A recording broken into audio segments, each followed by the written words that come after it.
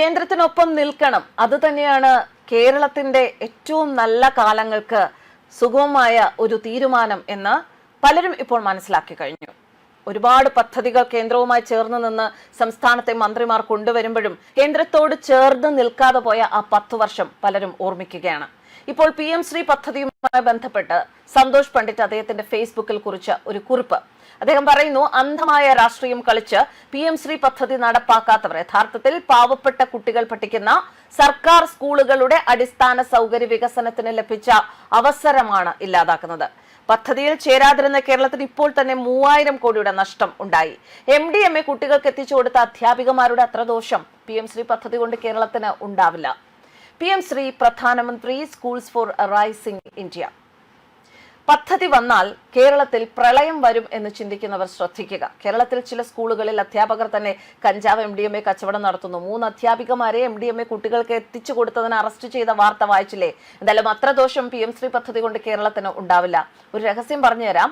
കേന്ദ്ര സർക്കാർ കൊണ്ടുവന്ന പ്രധാനമന്ത്രി ഉച്ചതർ ശിക്ഷ അഭിയാൻ PM ഉഷ പദ്ധതി കേരളത്തിൽ 2024 മുതൽ നടപ്പിലാക്കിയിട്ടുണ്ട്. ഇതിലൂടെ കേരളത്തിന് ഉന്നത വിദ്യാഭ്യാസ മേഖലയുടെ വികസനത്തിനായി 405 കോടി രൂപയുടെ കേന്ദ്ര സഹായം ലഭിച്ചിട്ടുണ്ട്. ഇതാരും വിവാദമാക്കിയില്ല. കാരണം പലരും ഇക്കാര്യം അറിഞ്ഞില്ല എന്നതാണ് വാസ്തവം.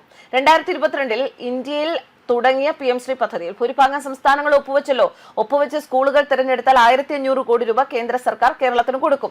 കേരളത്തിലെ സ്കൂളുകൾ ഇന്റർനാഷണൽ നിലവാരത്തിലേക്ക് കേന്ദ്ര സർക്കാർ പദ്ധതി മുഖാന്തരം ഉയരും. ഈ PM ശ്രീ പദ്ധതി അംഗീകരിച്ചാൽ ഹിന്ദി പഠിപ്പിക്കേണ്ടി വരുമോ എന്ന് ചിന്തിച്ച് തമിഴ്നാട് പക്ഷേ ഒപ്പുവെച്ചില്ല. എന്നാൽ എത്ര കോടികൾ തന്നാലും തമിഴ്നാട്ടിൽ ഹിന്ദി പഠിപ്പിക്കില്ല എന്ന് ഉറപ്പിച്ച് ഈ പദ്ധതി നടപ്പാക്കി വിജയിപ്പിച്ചാൽ അതിന്റെ ക്രെഡിറ്റ് കേന്ദ്ര സർക്കാർ അല്ലെങ്കിൽ BJP കൊണ്ടുപോകുമോ എന്ന ഭയത്തിൽ മുൻപ് ബംഗാളും ഈ പദ്ധതിയിൽ ഒപ്പുവെച്ചില്ല എന്ന് സന്തോഷ് പണ്ഡിറ്റ് കുറിക്കുന്നു. പക്ഷെ PM ശ്രീ എന്നതിന്റെ അർത്ഥം പ്രധാനമന്ത്രി സ്കൂൾസ് ഫോർ റൈസിംഗ് ഇന്ത്യ എന്നാണ്. എന്നാൽ പ്രധാനമന്ത്രി എന്ന പേര് വരുമ്പോൾ മോദിജി ആളുകൾ ഓർക്കും. സ്കൂളുകൾ ഇന്റർനാഷണൽ നിലവാരത്തിൽ ഉയർന്നാൽ PM എന്ന പേര് വെച്ച് അതിലൂടെ കേന്ദ്രവും BJPയും ആ വികസനത്തിന്റെ ക്രെഡിറ്റ് അടിച്ചു മാറ്റുമെന്ന് മുൻ മമതാജിയുടെ ബംഗാൾ സർക്കാർ ചിന്തിച്ചു. അങ്ങനെയെങ്കിൽ ഇവിടെ മരണപ്പെട്ട എത്രയോ മുൻ മന്ത്രിമാർ, മുഖ്യമന്ത്രിമാർ, പ്രധാനമന്ത്രിമാരുടെ പേരിൽ എത്രയോ പദ്ധതികളുണ്ട്, റോഡുകളുണ്ട്, കെട്ടിടങ്ങളുണ്ട്, പദ്ധതികൾക്ക് പേരിട്ടിട്ടുണ്ട്. എന്തിനാ ഒരു ബസ് ഷെഡ് ഉണ്ടാക്കിയാൽ പോലെ MLA ഫണ്ട്, MP ഫണ്ട് എന്നൊക്കെ പറഞ്ഞ് പേരിടുന്നത് എന്തിന്? ഈ PM എന്ന പേര് കേൾക്കുമ്പോൾ മോദിജി ഓർക്കുന്നത് ഇപ്പോഴല്ലേ? ഇനിയും ഭാവിയിൽ എത്രയോ പ്രധാന മന്ത്രിമാർ വരാനുണ്ട് എന്നതല്ലേ സത്യം. എന്തായാലും നിലവിൽ തൃണമൂൽ കോൺഗ്രസ് ഭരണം നഷ്ടപ്പെട്ടതോടെ വെസ്റ്റ് ബംഗാൾ PM ശ്രീ പദ്ധതിയിൽ ഒപ്പുവെക്കുകയും അവർക്ക് 1500 കോടി സ്കൂൾ വികസനത്തിന് കേന്ദ്ര സർക്കാർ നൽകുകയും ചെയ്തു. ലോക നിലവാരത്തിൽ സ്കൂളുകളെ എത്തിക്കുക എന്നതാണ് PM ശ്രീ പദ്ധതിയുടെ ലക്ഷ്യം. കേരളത്തിലെ ആയിരക്കണക്കിന് സ്കൂളുകൾക്ക് ഗുണം. കേരളത്തിനെതിരായി 1500 കോടി രൂപ കേന്ദ്ര സർക്കാർ നൽകും. ഇതിലൂടെ പാവപ്പെട്ട കുട്ടികൾക്ക് സൗജന്യ യൂണിഫോം, പാഠപുസ്തകം ഫ്രീ, എക്സാം ഫീസ് ഫ്രീ, ജീവനക്കാരുടെ ശമ്പള വർധനവ്, എയർ കണ്ടീഷൻ ചെയ്ത ക്ലാസുകൾ ഒക്കെ ഉണ്ടാകാൻ ഈ പണം ഉപയോഗിക്കാം. അന്ധമായ രാഷ്ട്രീയം കളിച്ച് PM ശ്രീ പദ്ധതി നടപ്പാക്കാത്തവർ യഥാർത്ഥത്തിൽ പാവപ്പെട്ട കുട്ടികൾ പഠിക്കുന്ന സർക്കാർ സ്കൂളുകളുടെ ഇൻഫ്രാസ്ട്രക്ചർ ഡെവലപ്പ് ചെയ്യാൻ കിട്ടിയ അവസരമാണ് ഇല്ലാതാക്കുന്നത്. പദ്ധതിയിൽ ചേരാതിരുന്ന കേരളത്തിന് ഇപ്പോൾ തന്നെ നഷ്ടം 3000 കോടിയുടേതാണ്. രാജ്യത്ത് തിരഞ്ഞെടുക്കപ്പെട്ട സ്കൂളുകളുടെ അടിസ്ഥാന സൗകര്യ വികസനം ലക്ഷ്യമിട്ടാണ് കേന്ദ്ര സർക്കാർ PM ശ്രീ പദ്ധതി നടപ്പാക്കുന്നത്.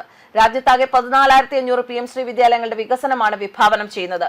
47360 കോടി രൂപയാണ് പദ്ധതി ചിലവ്. നിലവിൽ ഇതിലെ 28000 കോടിയുടെ വികസനം മറ്റ് സംസ്ഥാനങ്ങളിൽ ഉണ്ടായി.